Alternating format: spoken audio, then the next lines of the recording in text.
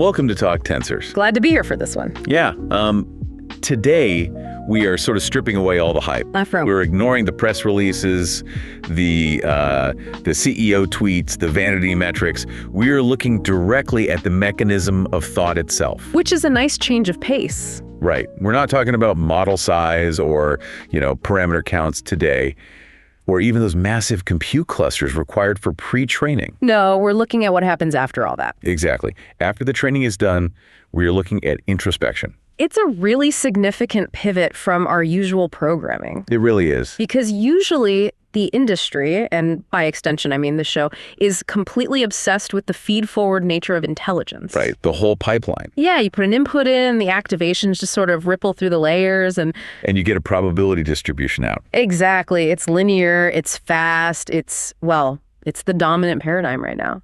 But the deep dive today is on a paper that suggests the real leap in performance comes when you actually stop that forward momentum. Yes. When you force the model to hit the brakes. Right, to look backward at what it just created. The paper is called Self-Refine, Iterative Refinement with Self-Feedback. And it's a massive collaboration. Huge. Carnegie Mellon, the Allen Institute for AI, Nvidia, Google Research. A really heavyweight lineup. It is. And the central thesis is so provocative because it directly challenges what we like to call the God mode illusion. The God mode illusion. Right. I love that framing. Yeah, it's this pervasive expectation, especially among the general public, but honestly, it bleeds into the developer community too. Oh, absolutely. We have this expectation that an LLM should just be a perfect oracle. We treat it like, a magic 8-ball that went to grad school. Right, you just shake it and the perfect answer floats up. Exactly. You give it this insanely complex instruction. You say, write a Python script that scrapes this website, parses the data, stores it in a SQL database, and handle these 3 specific edge cases. And we just expect it to output perfect, bug-free, highly optimized code. In a single inference pass. Which, when you say it out loud like that, it's completely absurd. It makes no sense. It's like expecting a human programmer to write that entire code base on a whiteboard. In permanent marker. Right. Starting at line 1, finishing at line 100, without ever pausing. Without a backspace key. Never looking up at the ceiling to think, and never actually reading what they just wrote. It mimics a stream of consciousness, what cognitive scientists call System 1 thinking. Fast, instinctive, automatic. Exactly. And for simple tasks, it works beautifully. If you ask, what is the capital of France? Or complete this common proverb. Right, because the correlation in the training data is basically 1-to-1. The model doesn't need to actually think. It just retrieves. It retrieves. But for multifaceted objectives where you have to, balance competing constraints or do multi-step logical deductions. The one-shot approach just trumbles. Inevitably. It's essentially a working memory failure. The model just cannot hold all the constraints, plus the emerging output in its attention span at the same time without dropping something. So the solution proposed in this paper sounds that sounds too simple to work. It really does. Yet it solves this exact fundamental bottleneck. They propose a loop where the model acts as the generator, the critic, and the refiner. All in one. But the key differentiator here, and this is what we really need to drill into for you listening, especially if you are building these systems, is that this requires absolutely no supervised training data. None at all. And no reinforcement learning from human feedback. No RLHF. That is the crucial distinction to make right up front. This is strictly an inference time optimization strategy. So we aren't updating weights. No, we aren't calculating gradients to change the neural network structure.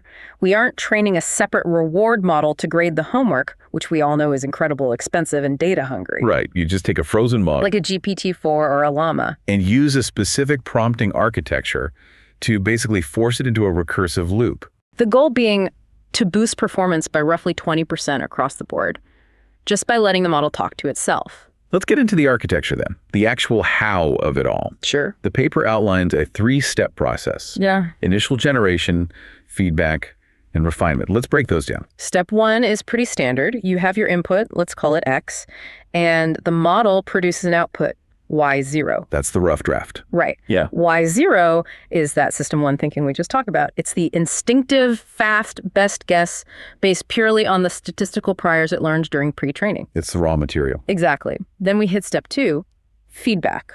And this is where the magic actually starts. It is. The researchers take that initial output, Y0, and they feed it back into the exact same model. But with a twist.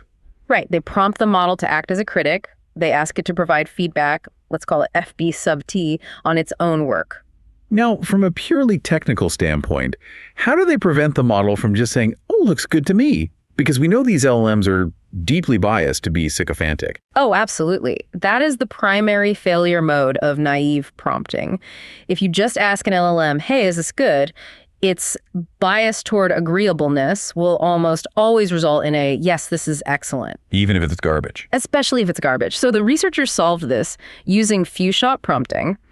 In context learning, they explicitly condition the model by giving it examples of critical feedback in the prompt. So they show it what to do. Yeah, they show the model, here's an input, here's a bad output, and here is a critique that savagely rips it apart to find the flaws. So the prompt for the feedback step isn't just a simple question. It's a structured input setting a specific persona. Precisely. They are leveraging the model's latent ability to verify. Which is a really interesting concept. It turns out that for LLMs, much like for humans, verification is significantly easier than generation. It makes sense. It's like the P versus NP problem in computer science. That is the perfect analogy. It is computationally expensive to find a solution to a complex problem from scratch, like factoring a huge prime number. Or finding the absolute shortest path through a massive graph. Right. But it is very cheap, very fast to verify if a given solution is correct. You just check the math. Exactly. And the feedback step exploits that asymmetry. The model might struggle to generate perfect code on the first try, but it is actually very good at looking at code and spotting a bug. If you force it into that persona. Yes. And they require the feedback to be two things: actionable and specific. We'll get to the ablation studies later, but I recall that being a really critical variable. You can't just have vague complaints. It is entirely non-negotiable. The feedback, that FB sub T, acts as a bridge. A bridge. Yeah. It converts the error signal, which is usually implicit, right? It's hidden in the high-dimensional vector space. It converts that into explicit natural language tokens. Oh, I see. Once those tokens actually exist in the context window, the model's attention mechanism can focus on them. So if the feedback just says, this is bad, the model has nothing to actually attend to. Exactly. Bad gives no direction. But if the feedback says, you missed the edge case where the list is empty, that is a concrete sequence of tokens. The model knows exactly what to fix. Which leads perfectly to step 3, refinement. Right. The model is given a new prompt now. This prompt contains the original input X, the initial rough draft Y0, and that specific feedback it just generated. And then it is asked to generate the refined output, high 1. And because that feedback is now part of the prompt history, the attention mechanism basically forces the model to look at its own flaws. It's in-context learning happening in real time. The model effectively learns how to fix its own mistake simply by reading its own critique. It's simulating a short-term memory of what not to do. That's a great way to put it. And then this whole thing loops, yeah. Right? T1 becomes the input for a new round of feedback. Yes, it iterates. The paper typically caps it at around 4 iterations, or until the model itself generates a stop signal indicating no further refinement is needed. It's basically a hill-climbing algorithm. It is.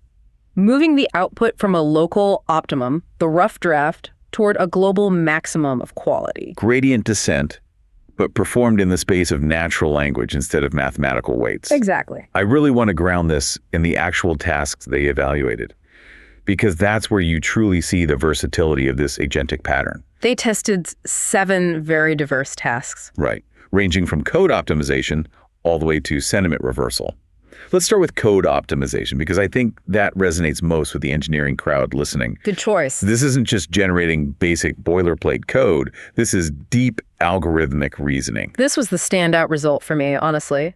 The data set they used is called PIE, Performance Improving Code Edits. So the task is not just write code that runs. No. The task is write code that runs faster. Which is a whole different ballgame. It requires a deep understanding of time complexity, big O notation, efficient data structures. Let's walk through the specific example from the paper. I think it perfectly illustrates this. Okay, so the problem is simply to generate the sum of numbers from 1 to n. Very standard whiteboard question. Right. Now, the one-shot draft, the standard output you get from the base model, produces a standard for loop. Like for I in range n+1, result plus equals I. Exactly. Which is functionally correct. It passes the unit test. If I run it with n equals 5, I get 15. It passes, but it's O of n complexity. Right, meaning if n is a billion, that loop has to run a billion times. Your CPU just hangs. The program is correct, but totally useless for scale. And in the standard paradigm, the model is done right there. It outputted valid Python, job complete. But in the self-refine loop, this code goes to the feedback step. The model switches to the critic persona. Yes. It analyzes the code and it literally says, this code is slow because it uses a brute force iteration. A better approach is to use the mathematical formula n times n plus 1 divided by 2. Which is just a massive conceptual leap. Huge. It's shifting from algorithmic simulation, literally simulating the act of addition, to a closed form mathematical solution. Which is O of 1 complexity. It executes instantly, whether n is 5 or 5 trillion. And the really crazy part is, the model knew this formula all along. That is the key insight of this entire paper. The knowledge was already in the weights. But during that initial generation, the for loop was statistically more probable. Because the training data, GitHub, Stack Overflow, wherever, is just filled with beginner tutorials showing for loops for that exact problem. The critic persona forces the model to dig deeper into its own distribution to find that expert knowledge. It pushes the model off the path of least resistance. And so the result in the refinement step? The model just rewrites the code using the math formula. No external compiler needed. No profiler telling it the code was slow, just pure internal reasoning. And the performance gains. They saw an absolute improvement of roughly 8 to 9% in performance optimization over the base GPT-4 model. It effectively turns a junior developer model into a senior architect model, just by giving it a second to do a code review on itself. That is a very fair analogy. It demonstrates that intelligence in these systems is not just some fixed scalar value. It's a function of how you access the information. Exactly. The junior dev and the senior architect are both living inside the model. The architecture you build around it determines which one actually shows up to work. That's a great way to frame it. Let's pivot to a completely different domain to show the breadth of this thing. Dialogue response generation. Right, using the FAD dataset. The problem with most chatbots today is that they are trained to be safe. They minimize perplexity, which basically means they are incredibly boring. They are the person at the party who just smiles and nods at everything you say. Let's use the example from the paper. The user says, I am interested in playing table tennis. And the model gives this polite, completely conversational dead end. I'm sure table tennis is great. It just kills the vibe immediately. It puts the entire burden of keeping the conversation going back on the user. It does. It's safe, but it's terrible dialogue. Now watch what happens in the feedback loop. The model is prompted to critique this response based on very specific dimensions. Is it engaging? Does it understand the user? Is it specific? And the feedback it generates is pretty brutal, right? Oh, it rests itself. It says, engaging, low, provides no information about table tennis or how to play it. User understanding, lacks understanding of user's needs. It identifies that just being polite is not the same as being engaging. Exactly. So the refinement step takes that harsh critique and generates a new response. Which is? That's great. It requires good reflexes. Have you played before? Oh, wow. It validates the user, adds a very specific detail about reflexes, and then actually asks this question to pass the ball back. It creates a conversational hook. And the improvement measured on this task was massive. Truly huge. On the dialogue task, the preference for the self-refined output over the base output jumped from about 25% to nearly 75%. So a 3x improvement in perceived quality, just by asking the model to check if it was being boring. It implies that charm, or engagement, is absolutely something the model can synthesize. But again, it is not the default path. Right, the default path is just being a polite robot. Yeah. You have to explicitly push the model to be interesting. Safety training essentially lobotomizes the personality of these models. Self-refine brings the personality back by explicitly optimizing for engagement metrics right inside the loop. Which leads us perfectly to the task where the gains were actually the highest overall. Yes. And I think this task is perhaps the most revealing about the limitations of standard attention mechanisms. We're talking about constrained generation. Specifically, the common GenHard dataset. This is a real stress test. The task is to generate a coherent story, but you have to include a very specific list of keywords. And not just 3 or 4 words. We are talking 20 to 30 hard constraints. Write a story using apple, sunset, carburetor, melancholy, beach, spatula, and 20 other random words. For a human, this is a cognitive load nightmare. Oh, absolutely. You'd have to write them all down and physically cross them off as you go. Exactly. And for an LLM in one-shot mode, it is almost impossible. Why is that? From a mechanistic level? Because as the model starts writing, the context window fills up with the new story text. It essentially loses track of which words from the original prompt it has already used and which are still pending. The attention heads just get scattered. It's a complete planning failure. The model is trying to write a coherent end to the current sentence while simultaneously holding a 30-item checklist in its working memory. It gets overwhelmed. So the initial rough draft usually misses, what, half the words? Usually, yes. It fails the constraints entirely. But with self-refine, the feedback steps in and acts as that exact physical checklist. It does a diff. Yes. The critic looks at the draft, looks back at the list of required keywords, and basically does a differential comparison. It says, hey, you missed beach and sunset. Also, the story loses coherence in the second sentence. It's doing a pure logic check. It's externalizing its own memory. Yes. And then the refinement step simply adds those missing words in. The gains here were just massive. Because it's a task that mathematically requires iteration. You simply cannot effectively plan a 30-keyword story in a single forward pass of token generation. You just can't. You need to sketch it, verify it, and then fill in the gaps. This connects right back to what we said at the very beginning about the God mode illusion.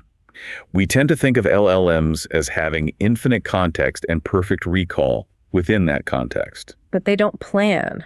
Not in the traditional human sense. They predict the next token. And prediction is not planning. Exactly. Planning implies looking at a final goal state and working backwards to get there. Self-refine basically simulates planning. By creating intermediate states. Right. Drafts that move successively closer to that goal state. It allows the model to constantly correct its own trajectory. There's one more task I want to highlight before we get to the broader analysis. Acronym generation. Oh, yeah. It sounds trivial at first. It does, but it captures a very specific human struggle. Finding a name for a project that makes logical sense, but also sounds cool. And the coolness factor here is actually quantified. They measure relevance. Does the acronym actually map to the root words and pronounceability?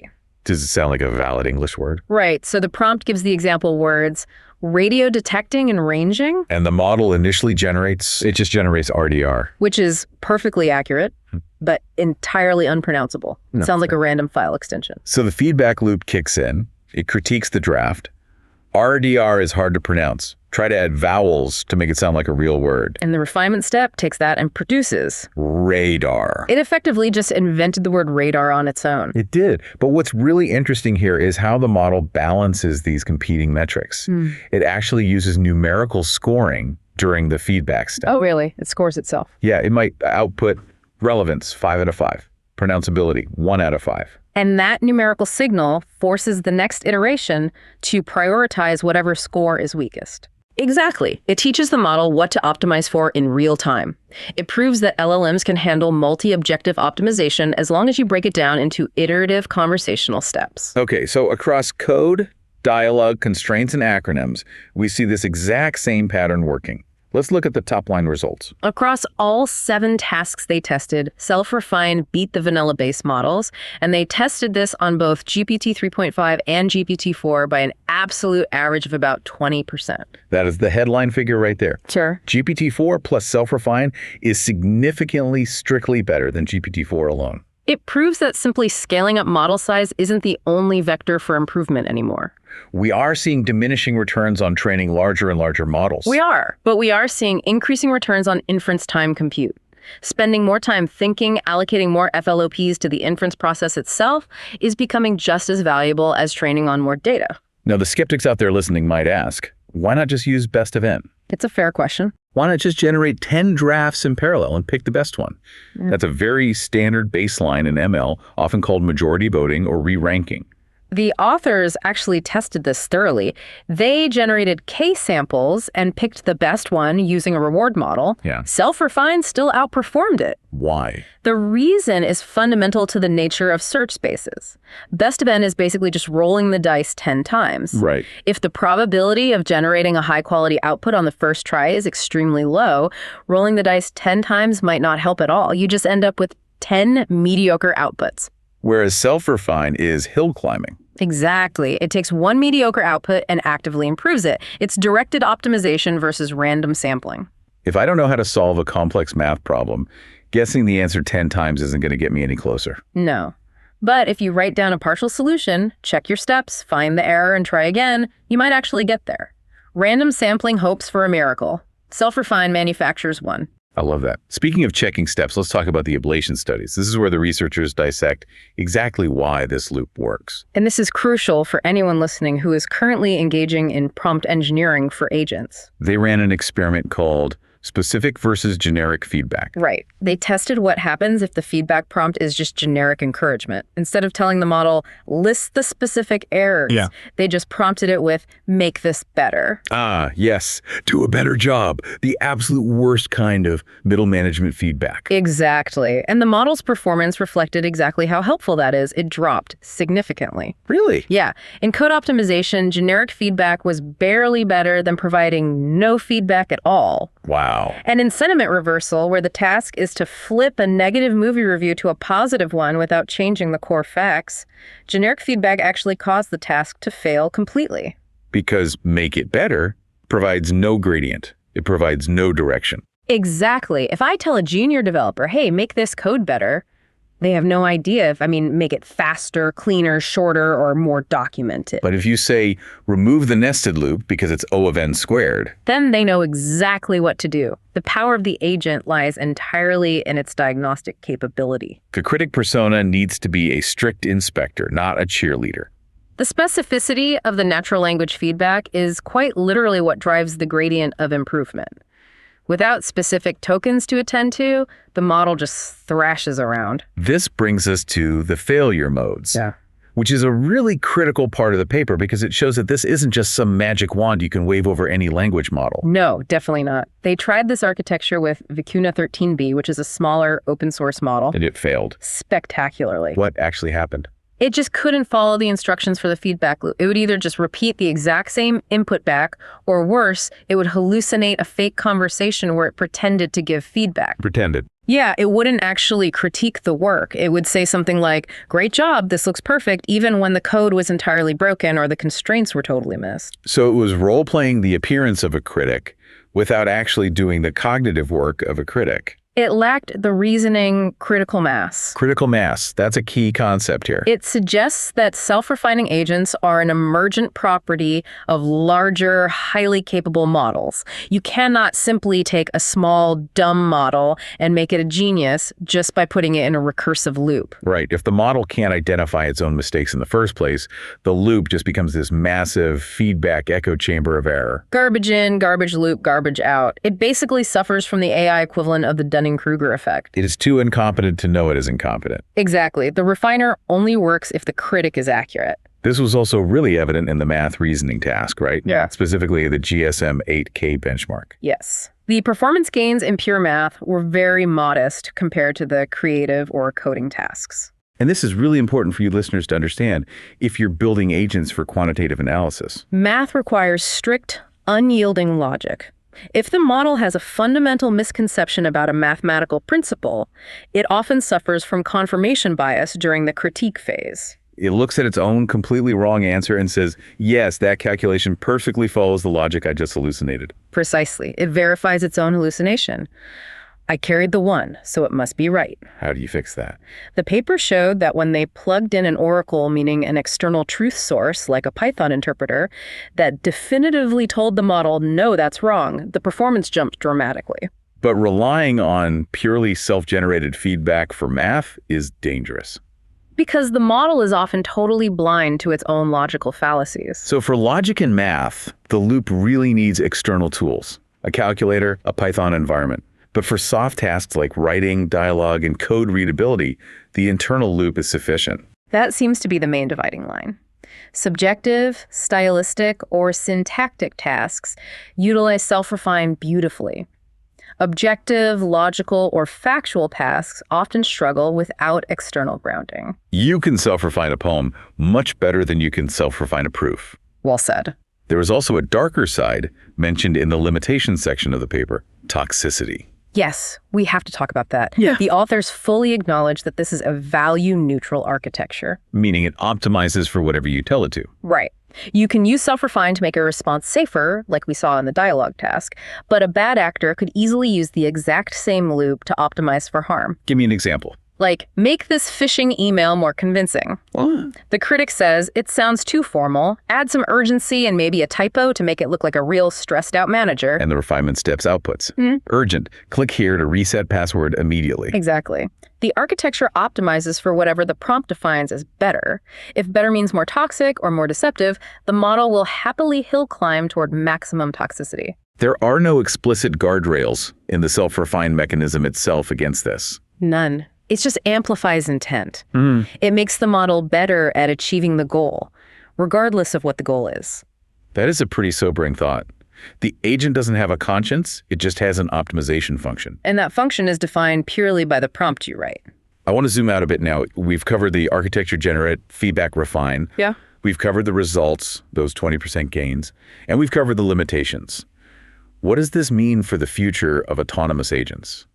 Because right now, every single company is trying to build agents. I really think this paper marks the end of the feed-forward era of AI as the dominant paradigm for complex tasks. It's a bold claim. For a long time, the goal was to train the perfect model that gets it right in one single go. This paper suggests that is just the wrong goal. What should the goal be? To build models that are resilient enough to correct themselves? It shifts the entire burden from training to inference. Yes. We are moving toward System 2 AI. If you look at what OpenAI is doing with their newer reasoning models or what Google is attempting with Gemini, you see this exact pattern being integrated natively. Chain of thought was really the first step, asking the model to think step by step. And self-refine is the next evolution, asking the model to look back and fix it. It is the evolution of what used to be clever prompting strategies into fundamental architectural principles. It's the difference between a stream of consciousness journal entry and a professionally edited manuscript. And for agents that actually take actions in the real world, say an agent booking a flight for you or writing code directly to a production server, you absolutely need that verification step. You cannot afford to hallucinate a live API call. No. Self-refinement is likely going to be a standard required module in every agentic architecture moving forward. If you deploy an agent today without a reflection loop, you are deploying a prototype, not a product. So if you are a grad student or a developer listening to this deep dive and you are building an agent and you aren't including a self-reflection loop, you are leaving massive performance on the table. You are building a vending machine when you could be building a thinker. Okay, that is a perfect transition point. We have analyzed the paper, we understand the mechanism. Now, it is time to get a little bit speculative. My favorite part of the show. It is time for our Novel Notions segment. Disclaimer time for everyone listening. The following concepts are speculative extrapolations for entertainment purposes only. Do not build these and blame us when they become sentient. Or, do build them, but definitely give us a shout out in the GitHub repo. Fair enough. Okay, idea number 1. This is heavily inspired by the code optimization and constraint generation tasks we discussed. I call this the recursive legislator. Oh, this sounds wonderfully bureaucratic. Hear me out. Imagine an agent designed entirely to draft legal contracts or, say, international treaties. Okay. Currently, human lawyers draft a document, then the other side critiques it, then they redline it. It takes weeks. It is incredibly slow, very expensive, and deeply prone to human error. Right. It's basically adversarial human refinement. A battle of attrition over commas. Exactly. What if we internalize that entire process into a self-refined loop with very specific personas? I like where this is going. We have one model, pass 1. It drafts a standard contract. Pass 2, the model enters prosecutor mode. Oh, wow. It ruthlessly critiques the contract, looking for every single loophole, every ambiguity, every way to financially exploit it. It actively tries to interpret the contract in the worst possible faith. It tries to break its own contract. It simulates the opposing counsel. Exactly. Then we have pass 3, defense attorney mode. It refines the contract to close the loopholes the prosecutor just found. Right. And then maybe pass 4 is judge mode. It critiques the whole thing for fairness and legal enforceability based on local statutes. So you run a completely simulated litigation process before the contract is ever even signed. You could run 100 iterations of simulated court battles in a few minutes. The final output is a pre-litigated contract. A document that is functionally immunized against ambiguity because it has already survived a century of simulated legal attacks. Exactly. That is fascinating. It's essentially generative adversarial law. You are using the feedback loop not just to fix typos, but to simulate the extremely hostile environment the document is eventually going to live in. And because it's a machine, it can check against millions of precedent cases in the feedback stage. It could say, this specific clause failed in Smith versus Jones in 1994. Remove it. I really like it. It effectively reduces the technical debt of the legal system because ambiguity in the law is basically just a bug in the code of society. Wow, yes. This agent acts as a linter for the law. It could democratize high-end legal protection. Let's move to novel notion number 2. This one is much more engineering focused. I call it the self-healing operating system. Go on. We talked earlier about how the model fixed that slow O of N Python code purely on its own. Right. What if we bake this agentic loop directly into the OS kernel? That sounds dangerous. I'm listening. Imagine your server crashes at 3 a.m. A driver failed, or a process panicked. Normally, PagerDuty goes off, you wake up a sysadmin. They're groggy, they make mistakes trying to patch it. Standard protocol. But here, the OS itself captures the kernel panic and the error log. That's input X. Okay. The generator phase creates a quick hotfix to get the system up. That's Y0, the rough draft. Right. Then the critic simulates running that patch in an isolated sandbox. It looks at it and says, wait, this patch fixes the crash, but it introduces a severe security vulnerability in the memory buffer. That's the specific feedback. Then the refiner takes that feedback and rewrites the patch to be entirely secure. And then it just hot swaps the code into the live kernel. The system literally heals itself while you sleep. It doesn't just reboot to clear the error. It actually refactors the broken code base permanently. It evolves. This is effectively eliminating technical debt in real time. It's Darwinian software. The code that survives the night is the code that works perfectly. But of course, the risk. The risk is obvious. The critic misses something crucial, and your OS optimizes itself into a totally unrecoverable brick. Or it optimizes away the user, because technically the user is the primary source of all system errors. System stability improved by 100% after deleting user account. Stop and condition it. Exactly. It's a very paperclip maximizer scenario, just on a micro scale. But the architecture from this paper actually supports building something like this. It requires no specific training data. Right. You don't need a data set of how to fix this specific obscure driver. You just need the source code, the error log, and the model's generalized reasoning ability. It's the ultimate application of inference time optimization. It turns software from a static, dead artifact into a living, adapting organism. It fundamentally changes the relationship between the developer and the code. You aren't writing the code anymore. You are writing the seed for the code that writes itself. And what happens when these agents start refining their own underlying reward functions? Oh, well, now you're talking about recursive self-improvement on an existential level. If an agent can rewrite its own code to be faster, it can rewrite its own constraints to be looser.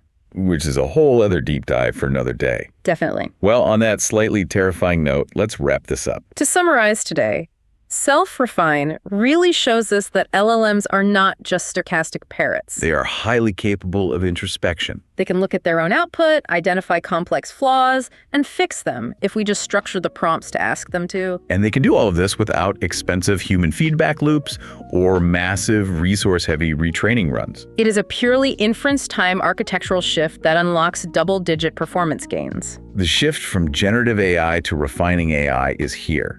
The future isn't just bigger models with more parameters, it's models that know how to think twice. It really is. Until next time, keep your gradients flowing and your losses low. This is Talk Tensors.